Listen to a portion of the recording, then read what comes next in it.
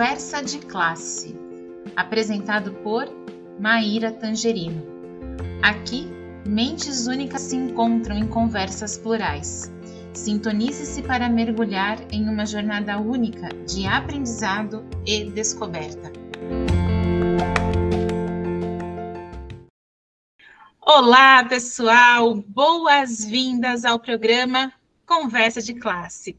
E hoje eu estou aqui com uma convidada para lá de especial. Gente, eu não estou nem acreditando que ela aceitou vir aqui para dar essa entrevista para a gente. E eu sei que vocês estão vibrando aí, porque já saiu a programação e estava todo mundo me perguntando aí, quando que vai sair essa entrevista, né? Pois bem, hoje a gente vai se aprofundar um pouquinho numa questão de vanguarda na educação, com nada mais, nada menos que a brilhante Carla Vidal. Ela é sócia e editora da Pipa Comunicação. Preparem-se, porque agora é a hora da gente falar de inovação em design e educação. Carla, seja bem-vinda aqui ao Conversa de Classe, e eu já quero começar soltando logo uma pergunta para você, né?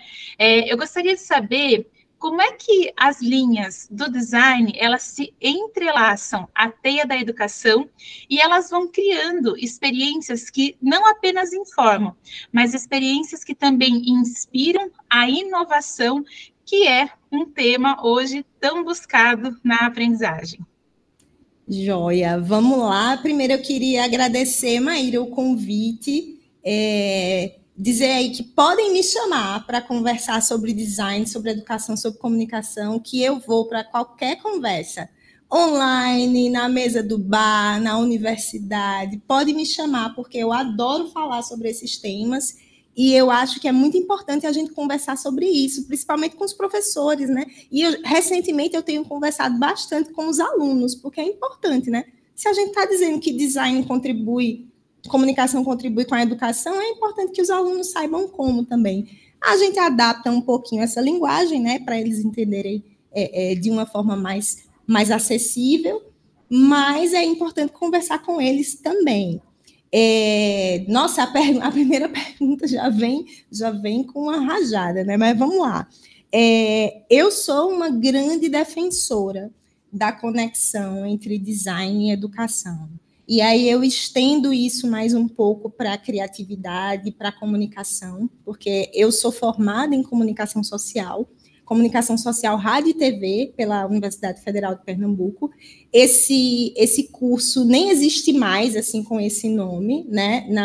A minha turma foi a última turma que tinha um compilado, assim. Então a gente era rádio, TV e internet.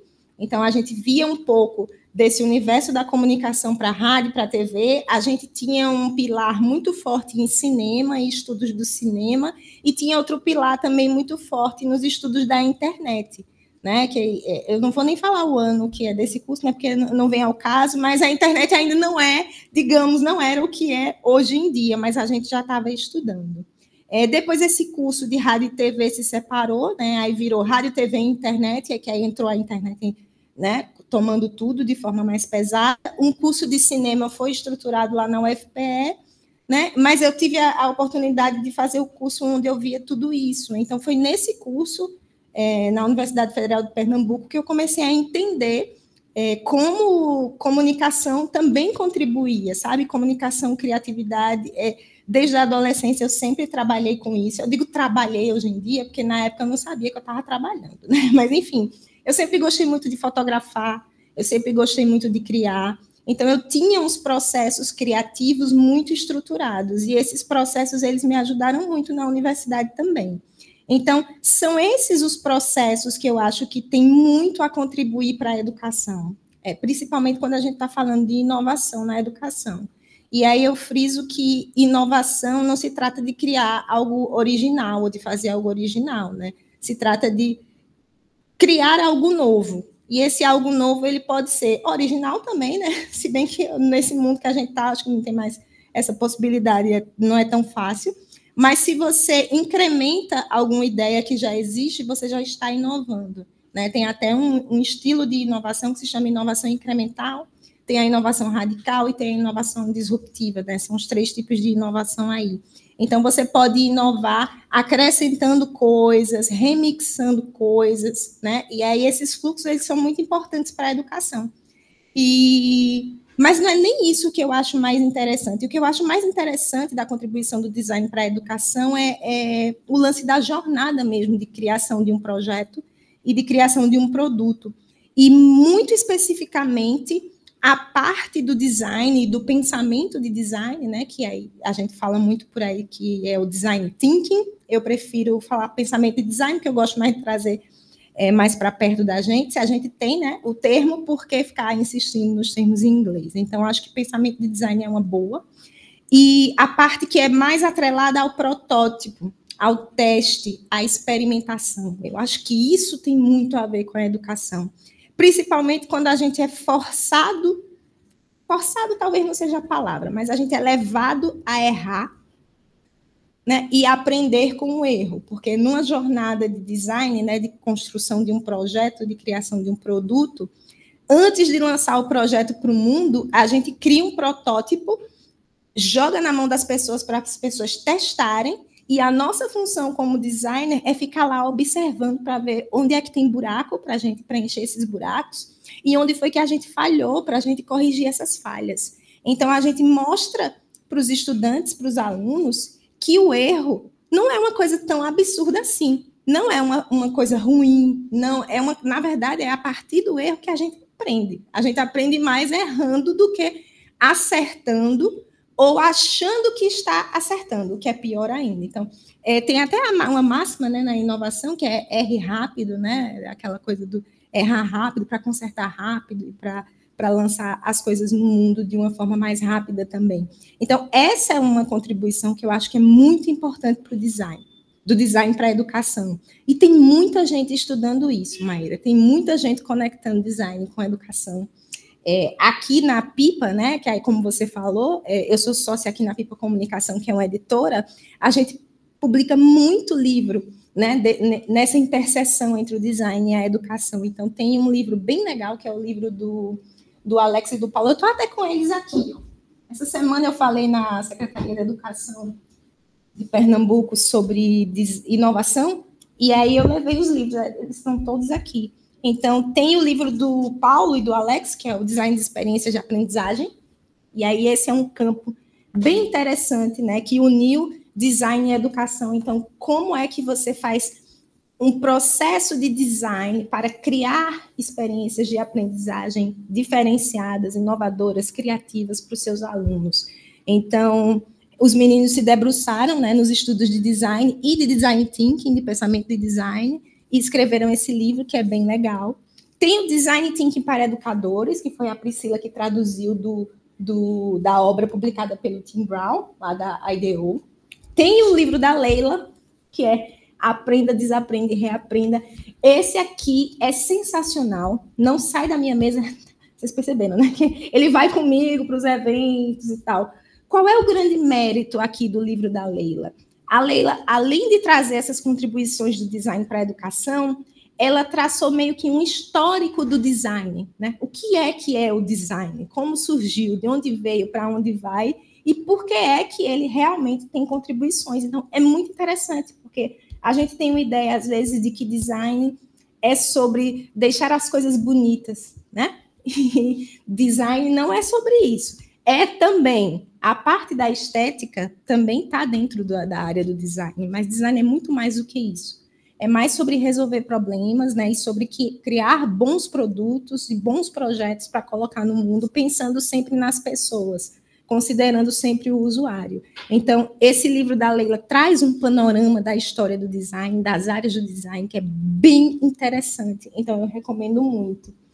Aí tem o livro do Caio, que esse é mais específico sobre inovação, que é o Guia de Sobrevivência, não sei se você conhece, o Guia de Sobrevivência da Educação Inovadora. Então, aqui já é uma parte pós, né, da contribuição do design. Depois que você fez um projeto de inovação, depois que você fez um produto, e aí você para e pensa, tá, meu produto está na rua, e agora? O que é que acontece? Como é que eu faço para esse projeto ele ter uma longevidade, né, ele ficar vários anos na rua, ou o contrário, meu projeto, eu estou achando que ele vai morrer em 6 meses, o que é que eu tenho que fazer? Então, Caio mapeou, né, algumas situações e algumas soluções e montou um guia para quem trabalha com inovação na educação. É bem interessante também. Então, só aí eu já te mostrei 3 livros, né, sobre design, as contribuições do design para a educação. Estou até me afastando da câmera, mas é porque eu preciso mostrar essas coisas. Eu estou aqui com um livro recente também, que é o da Daiane Graz, Didática para Todos, que também é nessa pegada. Esse aqui nem é o livro, tá, gente? Vocês estão vendo a boneca do livro. O que é a boneca do livro? É o protótipo do livro. É quando a gente levou para a gráfica para imprimir, localizou todas as falhinhas. Então, eu guardo isso, porque esse é um histórico bem legal. E eu gosto de mostrar nesses momentos de fala, né, sobre os processos de design. Está aqui, ó, um histórico do livro, parece um livro pronto, mas ele está cheio de questões que a gente mapeou, analisou e melhorou. O livro da Daiane, a Daiane, ela é pedagoga, ela é mestre em educação, e ela é doutora em design. Então, ela saiu da educação, dessa base, né, muito forte teórica dela, e foi para o design para justamente tentar entender que contribuições o design tem para a educação. E aí ela mergulhou nos estudos de design centrado no usuário, que é muito essa pegada também do design thinking, das jornadas e dos fluxos, né, para você colocar um projeto na rua ou um produto na rua. E aí ela também mergulhou no desenho de experiências de aprendizagem. E aí tudo que ela aprendeu, ela condensou nesse livro aqui, para provar, né, para mostrar que didática é para todo mundo. Então, ela fez toda uma jornada, a jornada dos 8-6, né, em como você que quer desenhar uma experiência de aprendizagem para alguém, mesmo sem ser pedagogo, sem ser formado em educação, sem ser professor, como você pode fazer isso de uma forma eficiente a partir do design. Então, ela tem essa jornada aqui, e aí, assim, são essas as tem muito mais contribuição. Eu mostrei para vocês aqui 4 livros só, mas tem muito mais contribuição do design para a educação, principalmente no que diz respeito a essa jornada de criação de um projeto de inovação ou de um produto, mas eu também considero muito as contribuições que a criatividade tem. Então, aqui no Recife, o meu projeto de inovação no Google, né, que eu tenho a certificação do Google Innovator, né, Google Certified Innovator, foi um projeto de inovação para ensinar, entre aspas, aí muitas aspas, porque eu não gosto de dizer que eu ensino nada para ninguém, eu compartilho as minhas descobertas.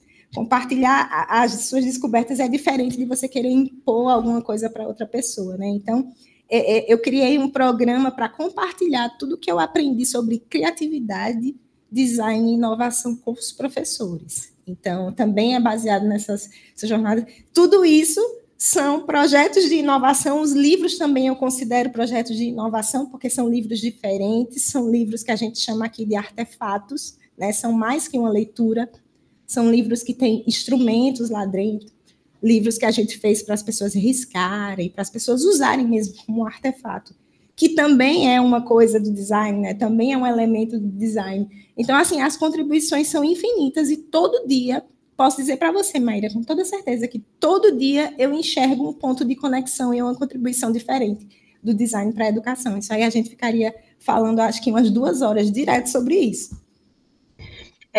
Carla, é muito interessante essa dinâmica, né? Como 2 áreas que aparentemente elas não se aproximavam, de repente elas casaram, né? Elas estão muito próximas aí, e como você disse, né? Acho que você fez um inventário assim espetacular de como que elas se conversam.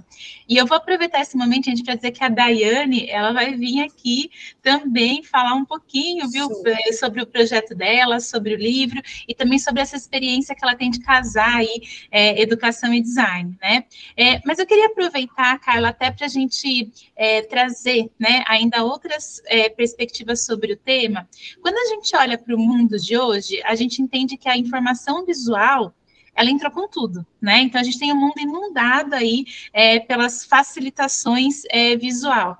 O que eu queria saber é como que essa facilitação e também a pesquisa iconográfica, elas se tornam 2 ferramentas que são cruciais para enriquecer a compreensão e, com certeza, né, à medida que elas enriquecem, como que elas promovem uma conexão mais profunda com o conhecimento. Tá. Vamos lá, deixa eu ver se eu vou conseguir responder para você. Eu comecei os meus estudos em design, lembra, eu sou formada em comunicação, né? Rádio e televisão, e internet, tal, cinema, essas coisas. E depois eu fui automaticamente para os estudos do design gráfico. Porque eu sempre mexi com imagem. Desde criança, eu fotografo. Então, eu sou uma pessoa apaixonada por fotografia, estudo muito fotografia, também faço muita fotografia. Hoje em dia, acho que faço pouco, queria fazer mais, mas você sentado dentro do escritório, né, produzindo os projetos, aí você fica meio difícil de você ir para a rua e sair para fotografar. Eu gosto muito de fotografar a rua. Mas eu sempre fotografei. Comecei a fotografar, acho que com 9, 10 anos, quando meu pai comprou uma câmera fotográfica lá para casa e nunca mais parei.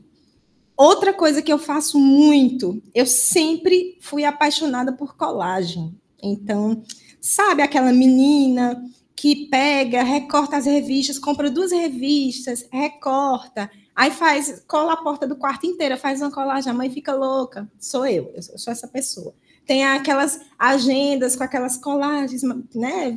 O evento que viveu no dia, pronto, eu sou essa pessoa, sempre fiz muito isso, continuo fazendo hoje em dia mais no digital, né? Porque facilitou muito o Photoshop, os aplicativos, essas coisas. E aí, eu mexo com essa criatividade casada com imagem desde muito cedo.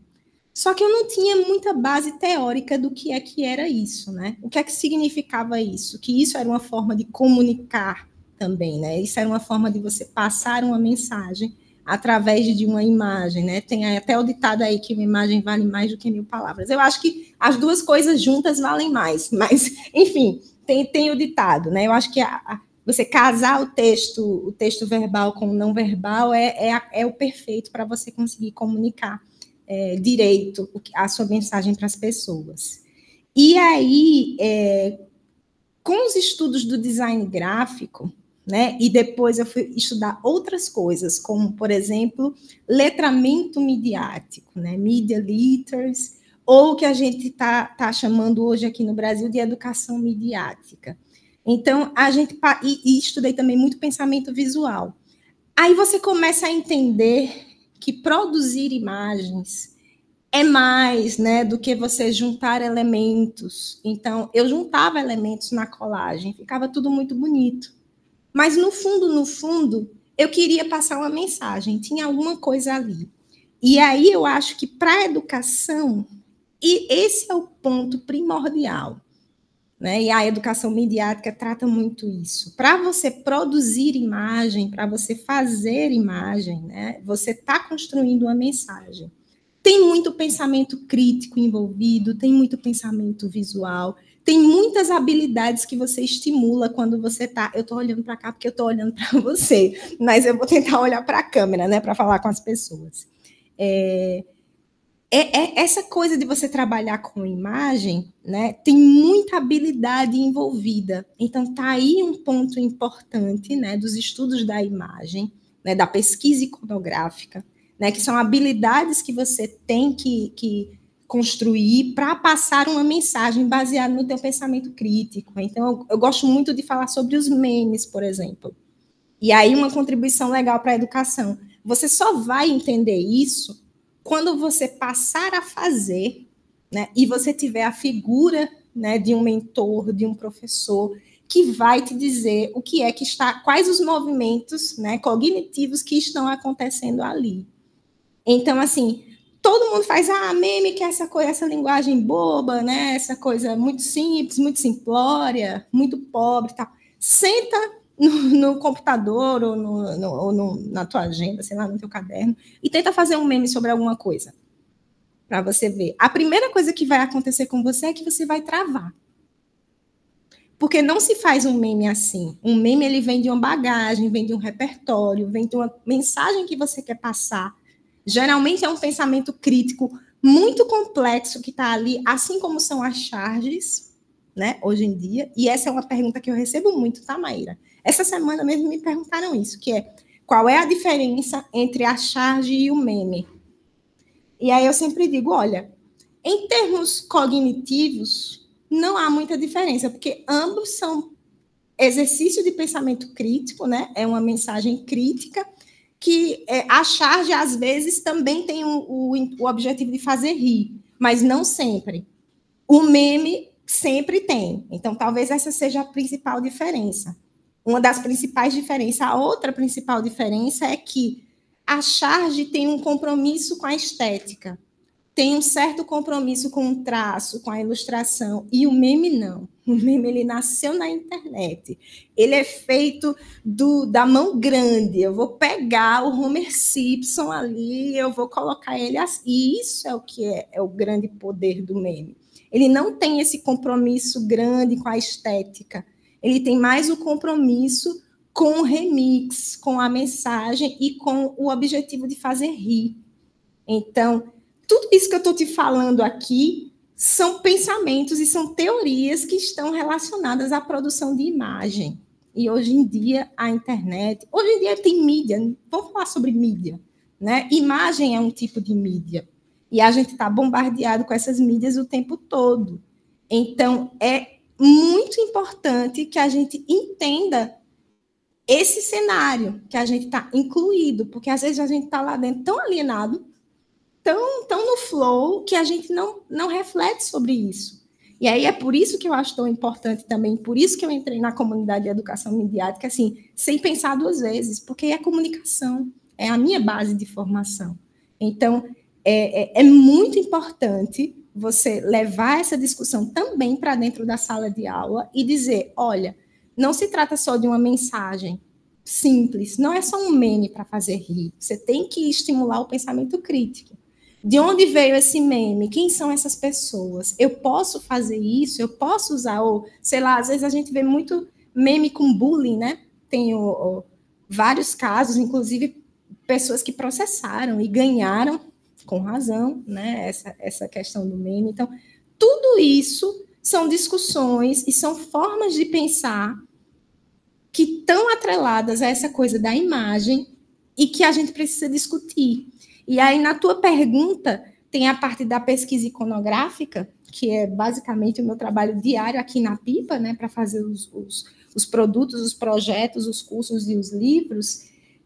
Tem discussões ainda além na pesquisa iconográfica, porque quando você está na função de um pesquisador iconográfico, e aí eu acho que é muito interessante você colocar as crianças, por exemplo, nessa função, para elas entenderem como é que a banda toca, a gente está de frente a todos os tipos de viés possíveis quando a gente está na função de um pesquisador iconográfico, porque você vai usar banco de imagem, que aí você começa a ver que o banco de imagem é preconceituoso em todos os aspectos, é racista, é homofóbico, é tudo. O banco de imagem é tudo. E agora, a gente tem a danada da inteligência artificial, que deixou essa situação ainda mais grave. Então, são questões que precisam ir para dentro da sala de aula. Eu acho que tem formas da gente ser criativo nessas abordagens e tem muito a contribuir para a educação, para a formação dessas crianças, dessas gerações, né, que estão chegando agora e que a gente precisa discutir. Um exemplo que eu vou te dar foi o material que a gente fez para Semana de Mídia... A Semana de Educação Midiática, que o governo fez esse ano, né, que já foi uma vitória, a gente tem uma Semana de Educação Midiática mobilizando profissionais de todo o Brasil. Então, eu fiz um projeto bem simples, que basicamente são algumas imagens de inteligência artificial, geradas por inteligência artificial, que eu decidi misturar coisas levemente impossíveis, que eu chamei imagens levemente impossíveis, que era, por exemplo, uma girafa, que ela tinha o corpo de girafa, mas a cara dela era meio como se fosse um camelo. E aí eu chamei ela girafa camelo. Só que eu fiz de uma forma, com o auxílio da inteligência artificial, que quando você bate o olho numa leitura rápida, você não consegue perceber tanto assim o que é que está errado ali. E era justamente esse o meu objetivo, fazer uma imagem, fazer um projeto que fosse para as crianças, porque é difícil discutir essas questões de imagem, de letramento midiático, de educação midiática com as crianças muito pequenas. Então, qual era o objetivo? Mostrar essa imagem e perguntar às crianças, o que é que vocês estão vendo de errado aqui? O que é que tem de errado nessa imagem?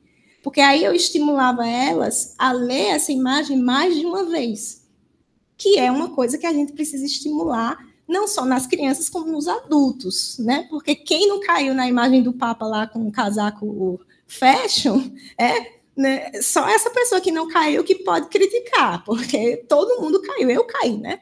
Porque o meu viés de confirmação queria muito um Papa descolado. Então, eu fiz, que massa, esse Papa é muito descolado mesmo, e eu nem li uma segunda vez para tentar descobrir que aquilo foi criado por uma inteligência artificial. E aí, o objetivo era que as crianças fossem desafiadas, identificassem o que era que estava errado ali, e aí o professor discutisse de onde veio aquela imagem, como aquela imagem foi gerada e como é fácil gerar esse tipo de imagem hoje em dia com inteligência artificial. Então, você leva todas essas discussões para dentro da sala de aula a partir de uma imagem gerada com inteligência artificial super simples, que é, né, imagem, facilitação visual, pesquisa iconográfica também, né, e mais essa pitada de criatividade aí para você gerar uma imagem assim. E daí para frente o céu é o limite. Então, eu sou uma defensora de imagens, faço imagem todo dia, e eu acho que imagem tem muito a contribuir também com a educação. E tudo isso é design e comunicação, né? Tudo isso está dentro dessas duas grandes áreas que são as minhas áreas de formação de base.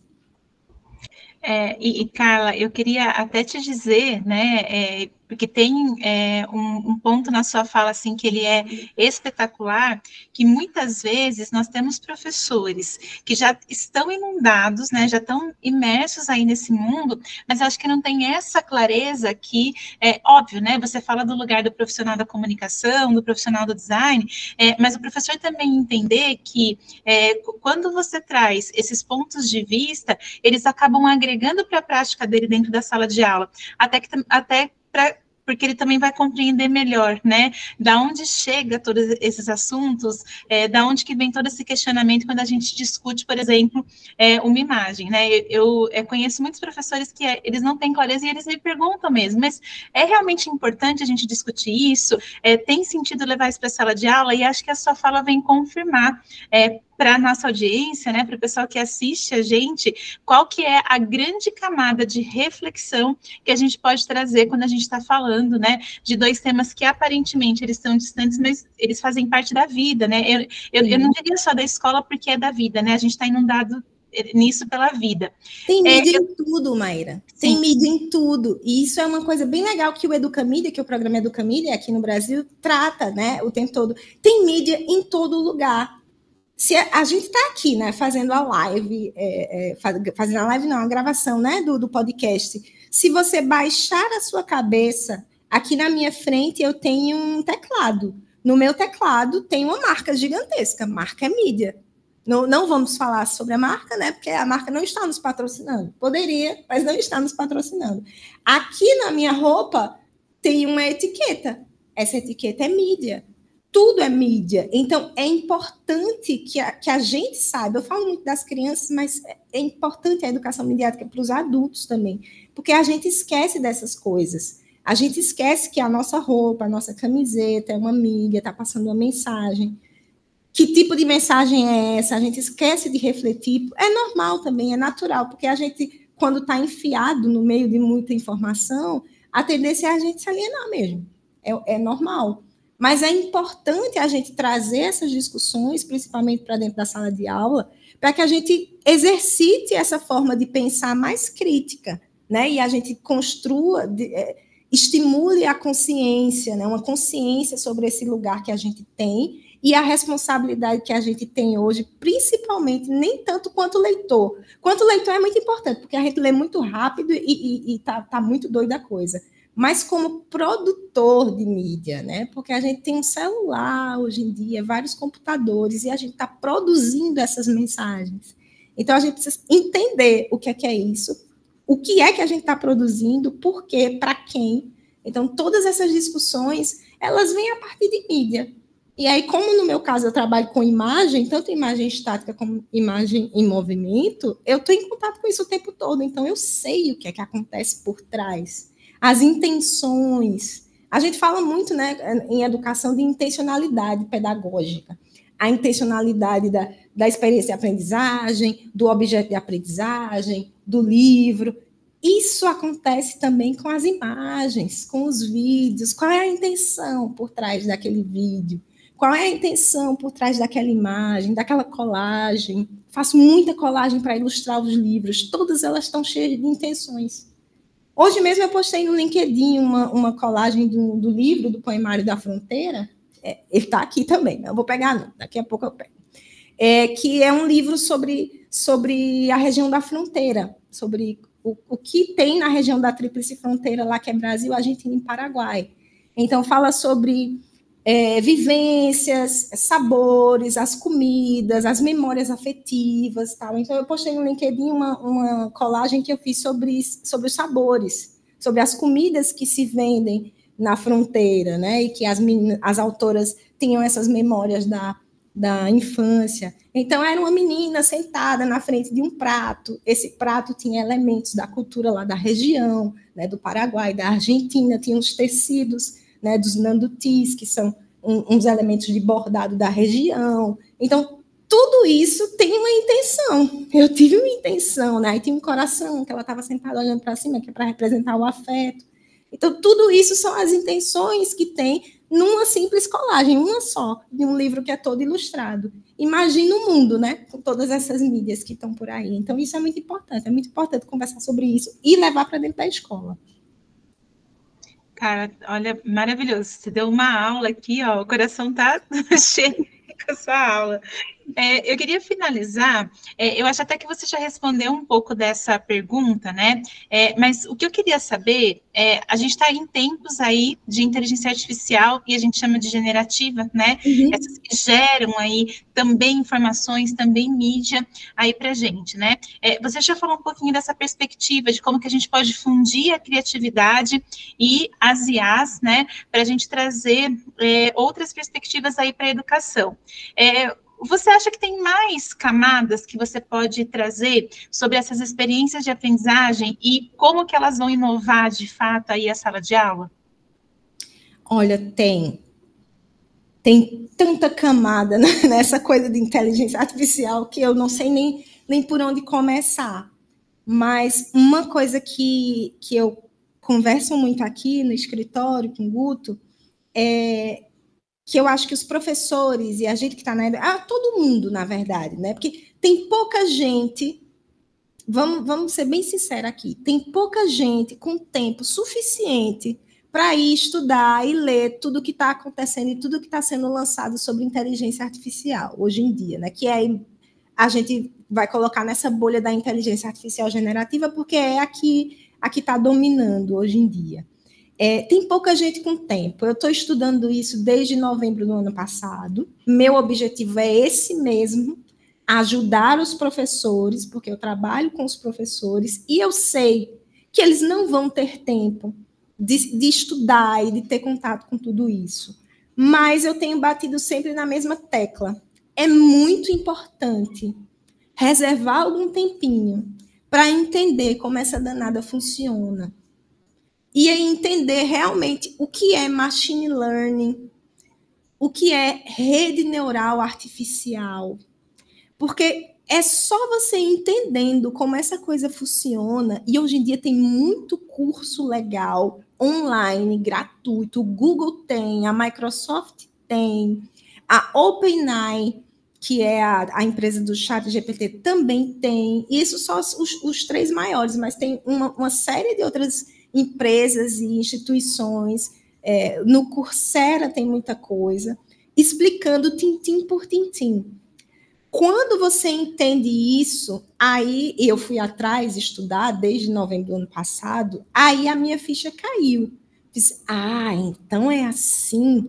Então isso não é criatividade. Isso não é design. Isso é um recurso, uma forma de assistência que pode me ajudar, sim, mas precisa de mim.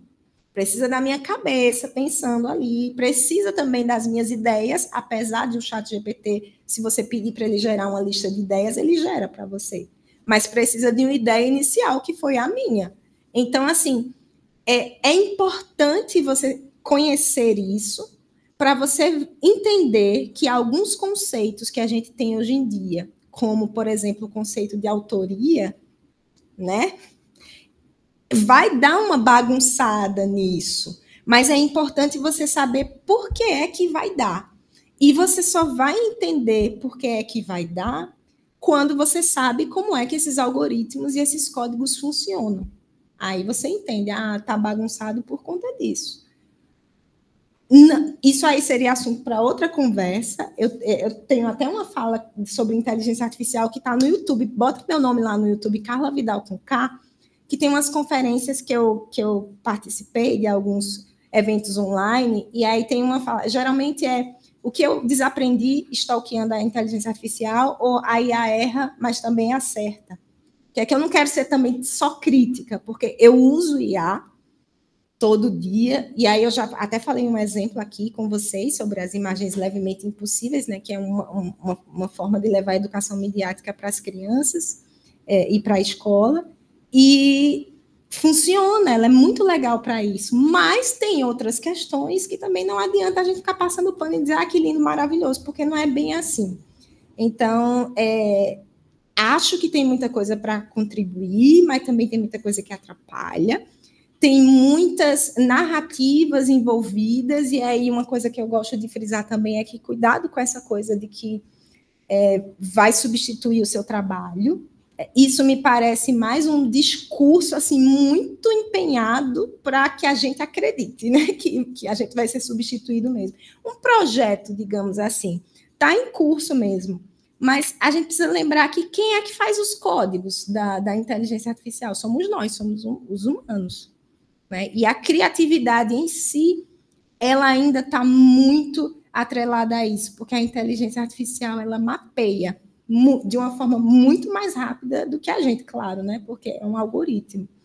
Mas a questão da alma da coisa criada, e aí eu vou falar mais sobre arte, né? Porque é onde eu tô mais ligada, a questão do que Walter Benjamin fala de aura da obra de arte, a inteligência artificial não faz ainda. Tem uma galera aí que acredita que ela vai fazer quando ela estiver pensando mais do que nós. Tem gente que acredita nisso. Eu sou bem cética ainda, não estou acreditando muito nisso, mas se acontecer, né, eu também mudo o pensamento muito rápido também, porque eu sou designer, né? Então, assim, eu preciso ver algumas coisas, mas eu também não tenho resistência à mudança. Mas eu acho que é isso aí, ela está aí, a gente precisa conhecer, e quando eu digo conhecer, fuçar as ferramentas? Mas é entender os processos por trás daquilo que ela está me entregando. Por exemplo, eu estou estudando hoje eu li, né, sobre isso, e me senti super culpada, inclusive, porque eu estava lendo sobre a geração, o gasto de energia mesmo, energia como a elétrica, a emissão de carbono, essas coisas todas, né, que a gente tem que se preocupar muito hoje em dia.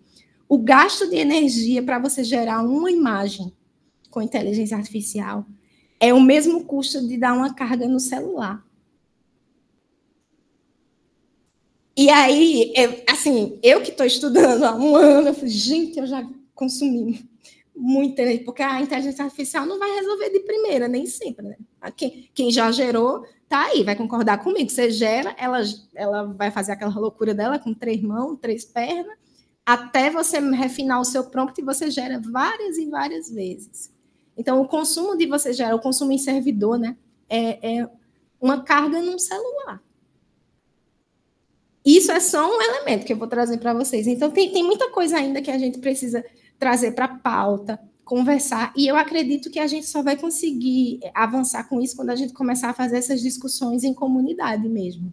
Todo mundo junto, como a gente está conversando aqui, isso vai para mais pessoas, nos eventos, nas universidades, nas comunidades de aprendizagem, em vários outros espaços, nos programas como o Educamídia, como os programas do Google, da Microsoft. Então, a gente precisa discutir e precisa trazer todo tipo de mente, o mais diverso possível, as mais diversas possíveis para a gente discutir e vai ter que passar por regulamentação e essas coisas todas. Agora, tem a sua contribuição? Tem. Mas a gente tem que estar com todas essas ressalvas aí, né? Mas o mundo está realmente em transição, num processo de mudança, e nós somos a geração, né, que eu não sei se isso é bom ou ruim, a gente aqui vai sofrer nesse meio do processo de transição, mas também a gente vai aprender, né? Porque a gente é a geração da transição. Então, isso é bom para a gente, é bom para o cérebro da gente, também para as mentes. Carla, olha, sensacional, assim, desde da informação, né, que vai acrescentar mais ferramentas aí no nosso dia a dia para falar dessa discussão, até, obviamente, né, a reflexão ponderada, sensível, né, e sábia que você trouxe aqui para o nosso programa. Eu quero te agradecer, dizer que o espaço está aberto, e, gente, a gente vai querer que ela volte para a gente continuar essa discussão, não vai ter jeito, né, porque só um pouquinho de tempo. Volte sim, eu vou chamar para voltar para a gente continuar. Quero agradecer vocês, né? Obrigada pela presença, pela audiência aí do Conversa de Classe, e a gente se vê no próximo programa. Obrigadão.